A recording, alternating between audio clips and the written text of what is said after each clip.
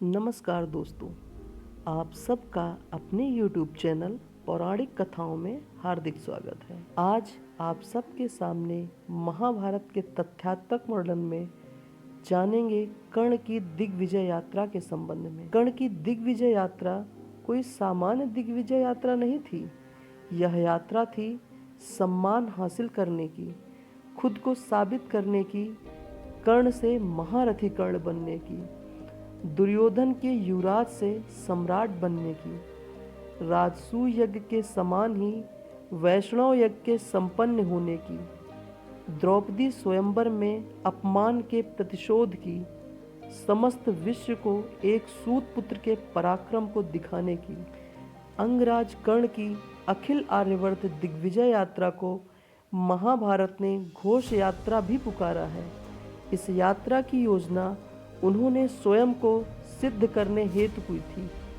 यह घटना तब की है जब द्यूत में पराजित पांडव वनवास में थे। उन्हें नीचा दिखाने के लिए दुर्योधन, कर्ण, दुशासन आदि ने वन विहार किया, परंतु वन विहार करते समय हुआ कुछ ऐसा कि गंधर्वों ने समस्त कौरवों की सेना एवं कर्ण, दुशासन, दुर्योधन आदि को हराकर दुर्योधन को बंदी बना लिया।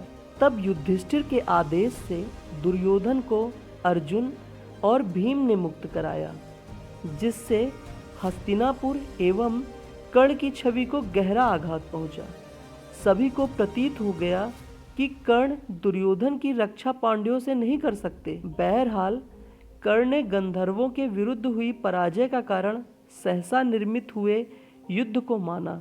इस घटना ने कर्ण के पराक्रम पर प्रश्न चिन्ह लगा दिया था और एक योद्धा के रूप में उसकी छवि को धूमिल कर दिया था। ऐसी परिस्थितियों में कर्ण अपना खोया हुआ सम्मान और राजसूय यज्ञ के समान दुर्योधन द्वारा वैष्णव यज्ञ को संपन्न बनाने हेतु दिग्विजय यात्रा पर निकल गए।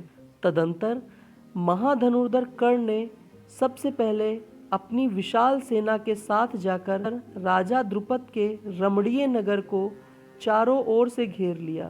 फिर महान युद्ध करके उसने वीर द्रुपद को अपने वश में कर लिया और उन्हें सोना, चांदी, भांति भांति के रत्न एवं कर देने के लिए विवश किया।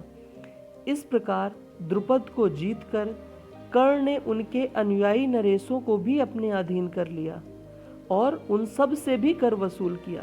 तत्पश्चात उसने उत्तर दिशा में जाकर वहां के राजाओं को अपने वश में कर लिया। भगदत्त जैसे महारथी को भी जीतकर राधानंदन कर्ण शत्रुओं से युद्ध करता हुआ महान पर्वत हिमालय पर आरूढ़ हुआ। भगदत्त, जिसके पास वैष्णव अस्त्र जैसे भयंकर दिव्यास्त्र थे, उसे भी कर्ण ने बड़ी आसानी से पराजित कर दिया।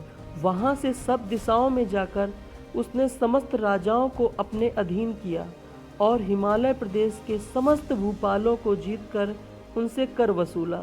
तदंतर नेपाल देश में जो राजा थे उन पर भी विजय प्राप्त की। फिर हिमालय पर्वत से उतरकर उसने पूर्व दिशा की ओर धावा किया। वंग, कलिंग, शुडिक, मिथिला, मगध और करखंड, इन सब देशों को अपने राज्य में मिलाकर कर्ण ने आवशीर, योध्य और अहिक्षत्र देश को भी जीत लिया। इस प्रकार पूर्व की दिशा पर विजय प्राप्त करके उसने वत्स भूमि में पदार्पण किया। वत्स भूमि को जीतकर कर्ण ने केवला, मृतिकावती, मोहनपत्तन, त्रिपुरी तथा कासला, इन सब देशों को अपने अधिकार में कर लिया और सबसे कर लिया। दक्षिण दिशा में पहुंचकर कर्ण ने बड़े बड़े महारथियों को जीता। दक्षिणात्यों में रुक्मी के साथ कर्ण ने युद्ध किया। रुक्मी ने पहले तो बड़ा भयंकर युद्ध किया। फिर उसने सूत पुत्र कर्ण से कहा, राजेंद्र, मैं तुम्हारे बल और पराक्रम से बहुत प्रसन्न हूँ, अतः तुम्हारे कार्य में विघ्न नहीं डालूंगा। थोड़ी देर युद्ध करके मैंने केवल क्षत्रिय धर्म का पालन किया है। तुम जितना सोना ले जाना चाहो उतना मैं प्रसन्नता पूर्वक दे रहा हूँ। इस प्रकार रुक्मी से मिलकर कर्ण ने पांड्य देश तथा श्रीशैल की ओर प्रस्थान किया। उसने रणभूमि में केरल नरेश, राजा नील तथा वेणुदारिपुत्र को हराया और दक्षिण दिशा में अन्य जितने प्रमुख भूपाल थे उन सब को जीतकर उनसे कर वसूल किया।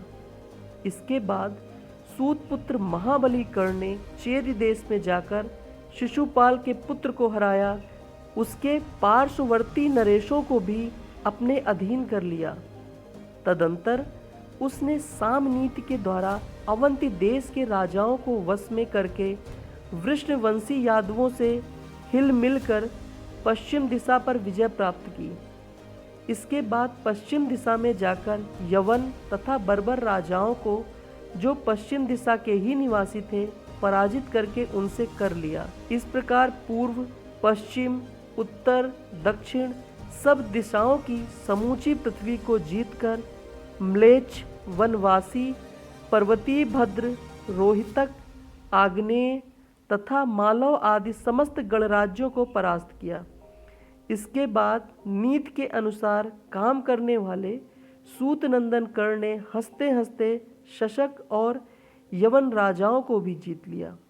हालांकि अन्य कई राजाओं जैसे वृष्णवंशी यादवों से कर्ण ने कूटनीतिक संबंध बनाकर दुर्योधन का कार्य सिद्ध किया। कर्ण ने इस दिग्विजय यात्रा से साबित कर दिया कि वह एक पराक्रमी, महान धनुर्धर, दिव्यास्त्रों का ज्ञाता और एक सक्षम योद्धा है। अगर आपको मेरा वीडियो पसंद आया हो तो लाइक एवं सब्सक्राइब करें तथा अगर किसी भी विषय पर आप मेरा वीडियो देखना चाहते हैं तो मुझे कमेंट बॉक्स में कमेंट करें।